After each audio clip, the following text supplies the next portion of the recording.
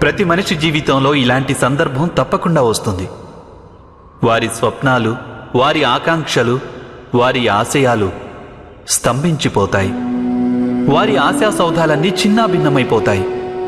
ఒకవైపు ధర్మం ఉంటుంది, ఇంకోవైపు సుఖం ఉంటుంది.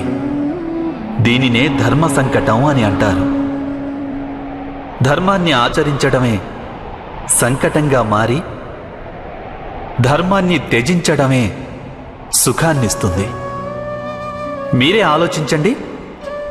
ఒక్కోసారి తన వాళ్ళకే విరుద్ధంగా సత్యం పలికే అవసరం ఏర్పడవచ్చు.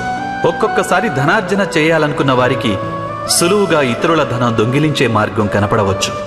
అప్పుడే ఒక శక్తివంతుడైన రాజ్యాధినేత లేదా ఒక రాజ్యాధికారిలో దాగున్న అధర్మం అనేది బయటపడుతుంది. ప్రతి ఒక్కరి జీవితంలో ఇలాంటి పరిస్థితులు ఏర్పడుతూనే ఉంటాయి. చాలామంది ఇలాంటి పరిస్థితిని తమకేర్పడిన ధర్మ సంకటమని గుర్తించలేరు. వారి జీవితంలో సంఘర్షణ ఉన్నట్లు వారికి ఏమాత్రం తెలియదు. ఒక ఈగ చక్కెర వైపు ఆకర్షింపబడినట్లు ఇలాంటి వారు కూడా అప్రయత్నంగా సుఖాల వైపు ఆకర్షింపబడతారు. వాస్తవానికి ధర్మ సంకట క్షణాలని ఈశ్వరుణ్ణి దర్శించే క్షణాలనుకోవాలి. మనం సంఘర్షణల్ని చూసి భయభ్రాంతులం కాకుండా, సుఖాలకి ఆకర్షితులం కాకుండా మన ధర్మంపై దృఢంగా నిలిస్తే ఆ ఈశ్వరుడి సాక్షాత్కారం అసాధ్యం కాదు.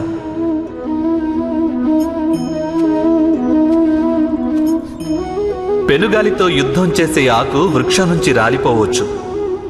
అయినప్పటికీ అది ఆకాశం కేసే ఎగురుతుంది. పెనుగాలికి వాలిపోయే గడ్డి అక్కడే భూమి మీదే ఉండిపోతుంది. అనగా ధర్మ సంకటం నుంచి మనం సంకటాన్ని తొలగించేస్తే సుఖం ప్రాప్తించొచ్చు, ఆయుష్ పెరగొచ్చు. కానీ మన వ్యక్తిత్వం నశించదా? మన ఆత్మ కృషించిపోదంటారా? మనం ఈశ్వరునికి సదా దూరమైపోమా? మీరే ఆలోచించండి. ప్రణామాలు.